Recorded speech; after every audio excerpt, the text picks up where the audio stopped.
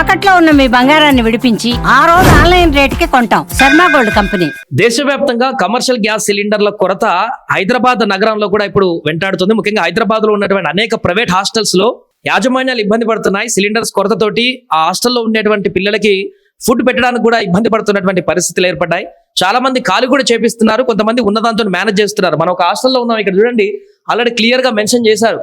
Israel Iran tensions కారణంగా ఏర్పడ్డటువంటి పరిస్థితి, ఎల్పిజి సప్లై ఇబ్బందికర కారణాల రీత్యా ఇక్కడ no roti, no dosa, no uthappa, no bonda, no idli అని చెప్పేసి కొన్ని మెనూస్ పెట్టారు పిల్లలు అర్థం చేసుకోవడానికి. ఉన్నటువంటి ఫెసిలిటీస్ తోటి, మిగతా ఫెసిలిటీస్ తోటి రన్ చేస్తున్నారు.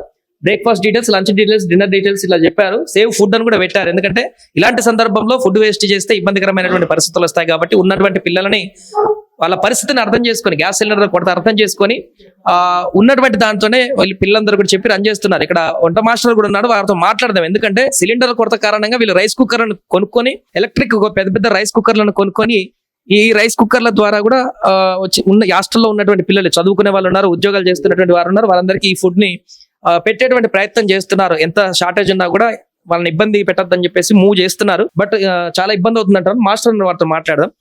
ఎప్పటి నుంచి మీకు ఈ గ్యాస్ సిలిండర్ ఇబ్బంది నెలకొంది? సార్ ఈ రోజు నుంచి మాకు గ్యాస్ ప్రాబ్లం అయింది. మేము నైట్ అప్పటికప్పుడు వెళ్ళి కరెంట్ కుక్కర్లు తెచ్చుకుని, చిన్న చిన్న కుక్కర్లు, దాని మీద చిన్న చిన్న కుక్కర్లు తెచ్చుకుని దాని మీద వండి వాళ్ళకి ఫుడ్ సప్లై చేస్తున్నాం మేము. మాకైతే బాగా ఇబ్బంది, గ్యాస్ వల్ల అయితే వంట బాగా ఇబ్బంది అయింది. వాళ్ళకి ఫుడ్ కూడా కొంచెం, బ్రేక్ఫాస్ట్ కూడా కొంచెం బాగా అన్ని ఇబ్బంది అవుతున్నాయి. రోజు దోశ వేసే రోజున కూడా ఉప్మా పెడుతున్నాం, ఉన్న రోజులు కూడా పులిహారని. ఈ రైస్ తప్ప వాళ్ళకేమీ ఫుడ్ సరిగా అని తెలియదు. ఈ గ్యాస్ మరి సప్లై చేయకపోతే వాళ్ళకి బాగా ఇబ్బంది అవుద్ది. మేము కూడా వంట చేయడానికి బాగా ఇబ్బంది పడుతున్నాం. చాలా అవస్థ పడ్డామండి. ఈ రోజు అప్పటికప్పుడు వెళ్ళి తెచ్చుకునేవి అలా తయారు చేసి పెట్టాం వాళ్ళకి. అందరికీ స్ట్రెంత్ కి 2 గిన్నెలతో సరిపోదు కదా, ఎన్నిసార్లు పెడుతున్నారు? దీన్ని అప్పుడే 5 సార్లు పొద్దున్న లేచి 7 సార్లు ఉండేవాడి. ఇంకా అలా ఇంక వండితేనే ఉంటున్నాం. ఇంకా వేయటం తీయటం. పెద్ద కుక్కర్లు కొందామంటే పెద్దవి కూడా దొరకలేదు మాకు. చాలా ఇబ్బంది అయింది. మరి దాన్ని అన్న గ్యాస్, మరి కొంచెం గ్యాస్ ప్రాబ్లం లేకుండా చూస్తే కొంచెం వీళ్ళకి ఫుడ్ అయితే టయానికి అందజేయగలదు. మరి గ్యాస్ ఉండడం టయానికి కూడా వాళ్ళకి అందిలో, టయానికి కూడా వాళ్ళ ఆఫీస్కి వెళ్తాం ఇబ్బంది అవుద్ది. అంటే ఇక్కడ మరి ఫుడ్ లేకపోవడం వల్ల. చెప్పండి, ఎట్లా ప్రిపేర్ చేస్తున్నారు? ఇంత రైస్ కుక్కర్లతో ఎంతమంది ఉంటారండి? మాండి 150 మంది ఉంటారు సార్. 150 మందికి 150 మందికి 5 అయిన కాడ నుంచి పెడుతున్నాను సార్. మళ్ళీ 4, 3 అయిన దాకా మళ్ళీ లెంకించుకుని మళ్ళీ పెట్టవచ్చు వస్తుంది సార్. మళ్ళీ రాత్రి 10 అయిన దాకా అందించవచ్చు వస్తుంది. ఇంతకెత్తమో అలాగ అందించేదాన్ని కదండి. 9వ పోతులకు ఇది అయిపోయేదని అలాగే అంటించేస్తున్నాం. ఇవాళ రాత్రి నుంచి నిద్ర లేకుండా వండుతున్నాం అండి. ఇప్పుడు ఇంకా మాకు ఇంకా రెస్ట్ లేదండి. ఎంతకైతే రెస్ట్ ఉండేదండి. గ్యాస్ ప్రాబ్లం వల్ల రెస్ట్ అసలు ఏమి లేదండి. చాలా ఇబ్బంది అయిపోతుంది సార్. మరి మాకు గ్యాస్ మాత్రం తొందరగా ఇస్తే మా పిల్లలు మాత్రం కొంచెం మంచిగా చూసుకుంటామండి. మా పిల్లలు టిఫిన్ లేక అన్ని గోలెట్టేస్తున్నారండి. మా పిల్లలు మరి ఆఫీసులకు వెళ్ళినా కొంతమంది మానేసారండి. వాళ్ళ టిఫిన్ లేక అందుక సరిగా చేశారు. ఇప్పుడు వచ్చారండి మళ్ళీ మా పిల్లలు. వాళ్ళకేమో ఇబ్బంది అయిపోతుంది. అంటే మాకు ఎలాగైతే మేము ఏమన్నా పై దరఖాస్తు చేస్తామంటున్నారు మా పిల్లలు. వద్దు బాబా చూద్దాం ఉండండి, ఇలా రూపం అంతకి లేకపోతే ధర్మస్ చేద్దామని మా పిల్లలతో చెప్పేవండి. తర్వాత కట్టెలు పోయి పెట్టుకున్నామండి. అరేంజ్ చేస్తున్నారు త్వరగా వండి పెడదామని కట్టెలు పోయి పెడుతున్నామండి. ఇంకా కట్టెలు పోయి రెడీ చేస్తున్నాం. మళ్ళీ ఏంటంటే ఆ కుక్కర్లో సరిపోవడం లేదు, వాటి వల్ల మాకు ఇబ్బంది అవుతుంది. సరే దీని త్వరగా అందిద్దాం వాళ్ళకి అని చెప్పి అది కట్టెలపై తయారు చేస్తున్నాను. అన్ని హాస్టల్లో ఇదే పరిస్థితి ఉంది బాబాయ్. ఎలా ఉంది మరి ఉన్న హాస్టల్, అది మా హాస్టల్ ఇబ్బంది ఎలా ఉంది మాకు, మరి మిగతా హాస్టల్ కూడా అలాగే ఉండొచ్చు. కొంతమంది పిల్లలు ఉన్నారు, వారితో కూడా మాట్లాడదాం. ఇక్కడ వాళ్ళు ఎలాంటి ఇబ్బందులు ఎదుర్కొంటున్నారు? లక్ష్మణ్.